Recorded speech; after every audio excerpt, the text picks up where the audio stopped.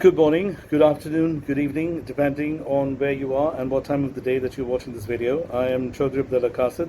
I am an organizational development and business strategy consultant. I generally make two kinds of videos. One in which I share management practice related guidelines. I talk about challenges that different organizations are facing, and I try and suggest different kinds of remedies for them. And at the same time, I also make the other kind of videos where I share my own personal opinions about various ongoing situations and aspects of life. So today I will try and combine both of these two kinds of things that I do in this one video.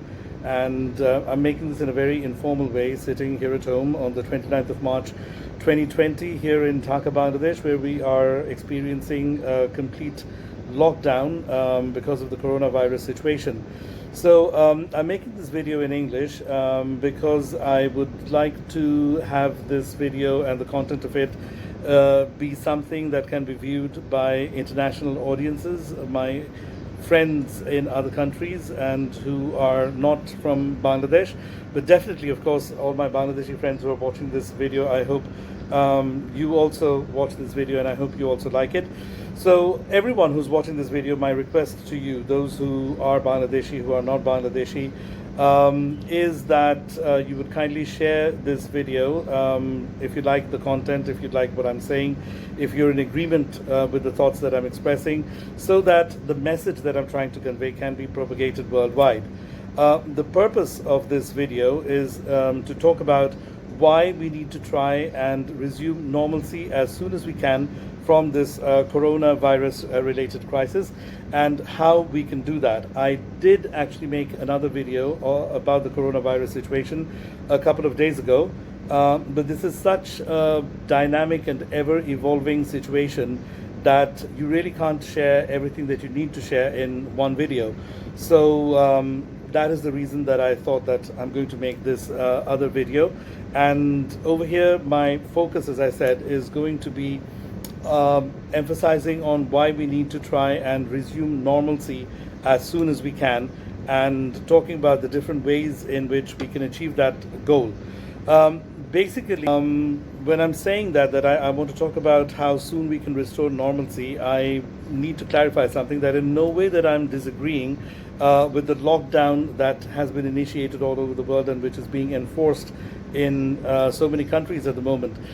This is definitely one of the best policies that could be adopted by any government, because medically speaking, when you lock down a country, when you don't allow people to move from place to place, when people are not being allowed to go out from their homes, the spreading of the virus is effectively contained. And I think since this is definitely one of the most contagious kinds of viruses that we've ever been faced with, so having a complete lockdown, it's a completely unprecedented situation, but we are faced with an unprecedented crisis.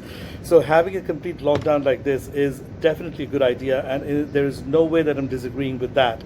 However, what I'm trying to suggest is that while we should all comply with the lockdown and all the restrictions that are there, so that the spreading can be stopped, but once that happens and the number of new cases which are getting added every day drops notably from where it is at the moment, and when the number of people that are dying each day also reduces from the numbers that we were seeing all these days, the day by day there was an increase in the number of people dying, but the moment we see that that number has started going down and the number of people dying is now notably lesser than what it was from each previous day, then when we reach a situation like that, hopefully that sort of a situation can be reached within a few weeks if this lockdown can be successful. Then once we reach a situation like that, I would like to request the authorities to consider rapidly opening up the offices, the factories, and all the businesses, because people do need to get back to work. If at that time there are still a few cases happening here and there, we need to tackle those in an isolated way, and we should not continue to keep things locked down at that point in time, waiting for an absolute eradication of the virus. We just need to all realize and understand that we cannot afford to do that. Once we see that we have succeeded in containing the spread, and the number of people dying or the number of people who are falling sick is reducing drastically, and the trend is negative, it's high time that we need to open things up. One may ask that why is it even necessary to talk about the necessity for restoring normalcy as soon as possible, because most would think that it's quite obvious that everybody would understand the reasons for wanting to bring everything back to normal as soon as possible. But unfortunately, that is not the case. I've been following the posts on social media for the last few days, and what I see is that there are many people, not only here in my own country of Bangladesh, but all over the world. I'm seeing memes and posts from all over the world, that there are many people who are very afraid of the coronavirus, much more than what they need to be. And also they are causing a lot of panic among more and more people. There are also a lot of people who think that it's not a good idea to try and normalizing things until and unless you can be absolutely sure that the virus has been eradicated completely. And a lot of people are of the opinion that it's a lot more important to save the lives of people than to be worrying about the economy, because many people feel that if we allow people to move around and if people actually start resuming their work, then the virus is again going to pick up, and the number of cases will begin to escalate again, and perhaps the entire population of the world will get wiped out, in which case there will not be an economy to worry about or talk about. But the fact is, that's basically the reason why I'm making this video, to address these issues and fears and the apprehension that people have in their hearts and in their minds, because we need to address these points, and we need to make everybody realize the aftermath of thinking in that single direction, which is that we just have to focus all our attention on the prevention of the spread. Through this video, what I would actually like to do is to highlight a few statistics and numbers. The total number of people infected as of today, I checked a little while back, was about 662,543. Let's round it up to 663,000, or, you know, for some people who might actually be wanting to work with more of an approximate number, you could even say it's a 700,000. Now, in a population of 7.5 billion people, 700,000 is just about 0.0085%. That's about 1 in 12,000 people only. By God's infinite grace, the number isn't increasing exponentially anymore. In fact, it is pretty much stabilizing. And the number of new people getting added every day to the total number of people affected is actually reducing as well. So if we try and focus our attention on the country of Italy, which was the worst affected, the hardest hit country, what we would find is that the number of people who have been affected up to today, the 29th of March 2020, is 93,000 only, in a population of 62 million. Definitely, standing alone, the number of 93,000 is a very big number. But when you consider that as a percentage of the population of 62 million, what you would find is that that is only 0.0015%, which means 15 people out of 10,000 people, not even 1,000. It's 15 people out of 10,000 people. Now, that is, by statistics, it may seem very small, but I understand that 93,000 people who got affected, but we need to look at another number over there. How many people did succumb to the virus and reach the stage of fatality? The number of people who've died in Italy is about 10,000 people approximately. Now, 10,000 out of 93,000 is about 11%, which definitely is the highest of the fatality rate that we are seeing all over the world. In most of the countries, the fatality rate as a percentage of the number of people affected is usually between 2 to 5%. There are many reasons why the number may have been a little bit higher in Italy, but let's not get into that. Basically, what I'm wanting to say is uh, even that 10,000, which is quite a large number, expressed as a percentage of 62 million, is still very, very minuscule. Um, Out of the 62 million people, the normal death rate, the mortality rate in Italy is about 2% in a year. So the number of people who would be dying every day in Italy is about 4 to 5,000, between 3 to 5,000. So if you consider that, then the number of people who are dying because of corona is only a fraction of the number of people who are dying because of various other reasons. So why I am trying to emphasize upon these numbers is that at this point in time, when the virus is actually wreaking so much havoc, even at this stage, the numbers are still actually, when you look at it in the bigger context, it's not that much of a fearsome or formidable statistics. So when in a few weeks' time the virus is going to be contained and when the numbers will be on the decline even further, so at a situation like that, the statistical chances of people falling sick or sick people going all the way to not being able to recover and dying, those numbers and those percentages will be a lot more favorable and a lot more safer.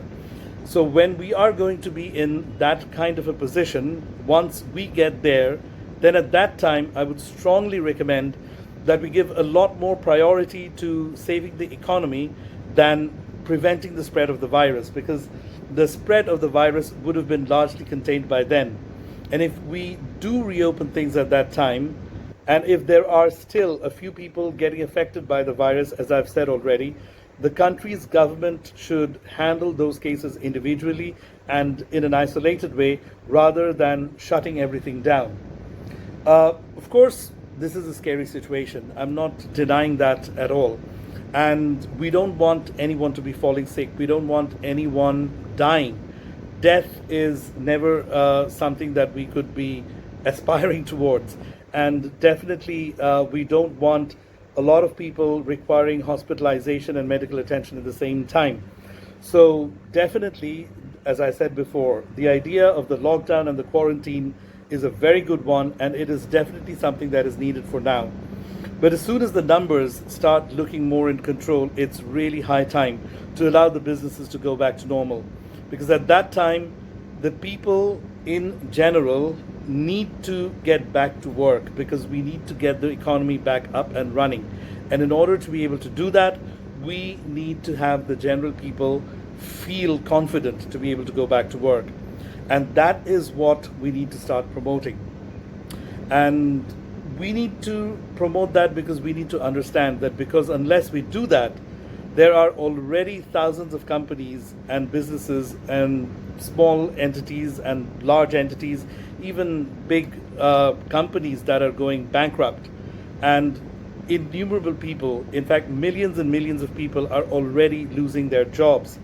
And those who are not losing their jobs at the moment are having their pay slashed almost down to half or even lesser. So millions of people are becoming jobless, and the more people are becoming jobless, that's more and more pressure coming up onto the government to provide for them or to save the others from the many problems that could be created because of all this unemployment. So there is actually a lot of ripple effect that will be happening in the economy that we need to try and contain. We need to understand that we need to make a comparison in between how many people are likely to die from corona, maybe a few weeks later when the virus has already been significantly contained, versus the number of people who could be dying of starvation and famines. We also need to remember that unless and until we get the economy back up and running, there could be a lot of escalation in social unrest, in anarchy, in crime, and especially in the countries where millions of civilians have access to guns and ammunition, things could really go very badly wrong in a place like that.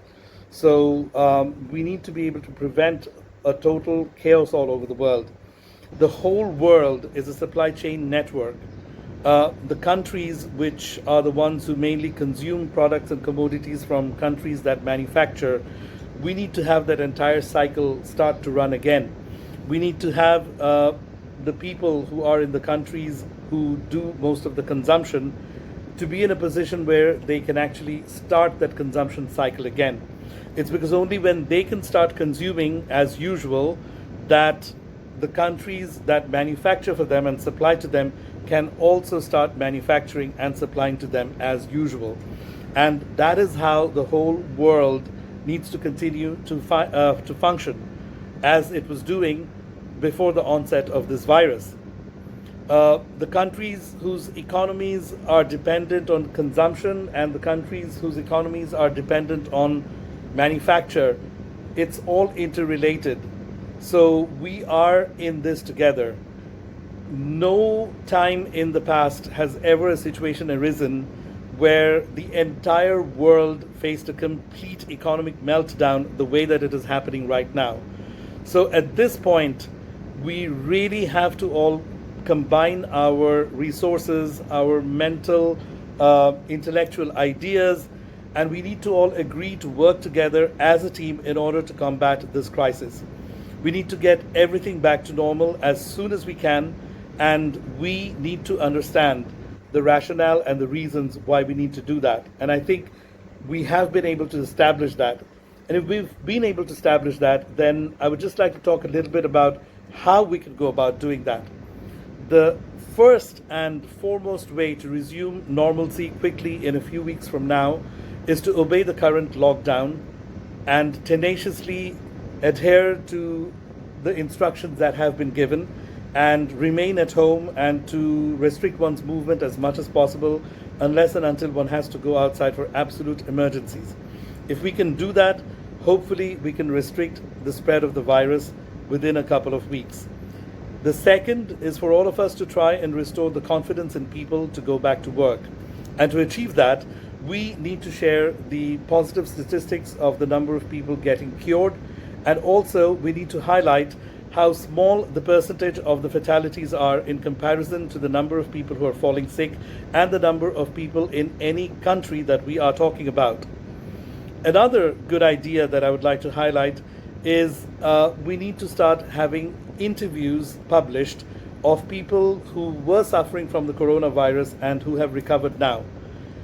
When we try doing that, then we actually get to find out from the people who were suffering as to what their experience actually was. Another good idea is to highlight the number of people dying every day in a particular country for various other reasons as well in comparison to the people dying because of corona.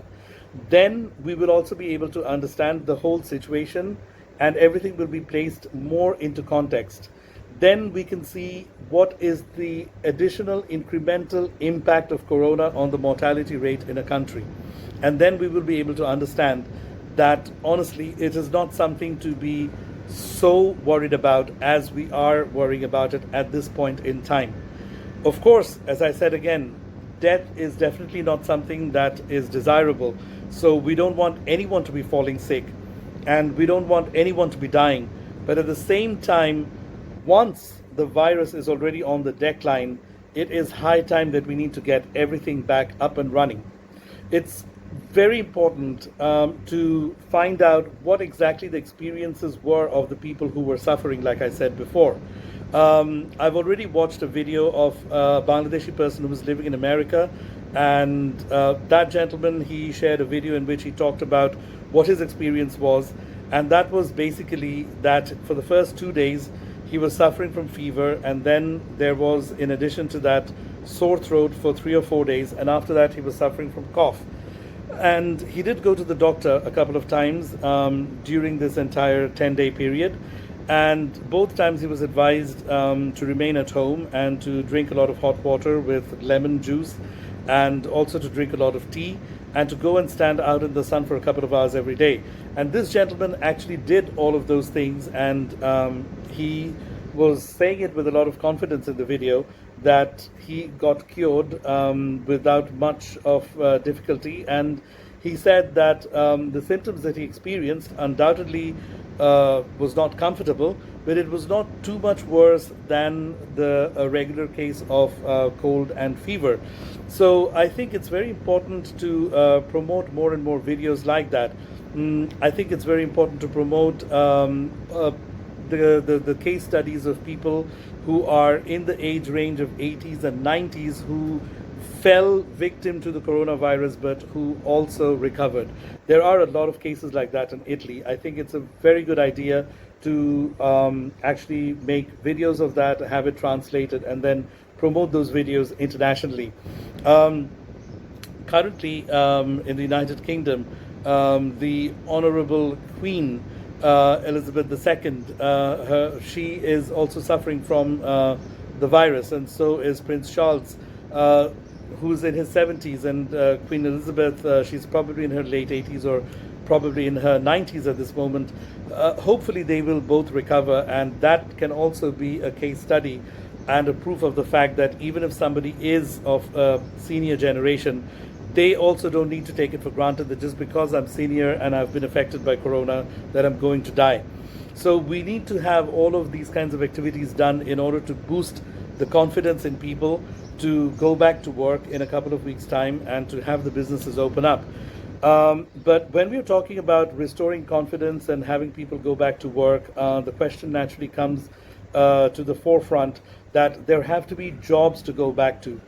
As a business strategist, I would like to add over here a few suggestions to all the business owners and to the apex management bodies of all the companies and organizations to review the scenario from a much more holistic point of view.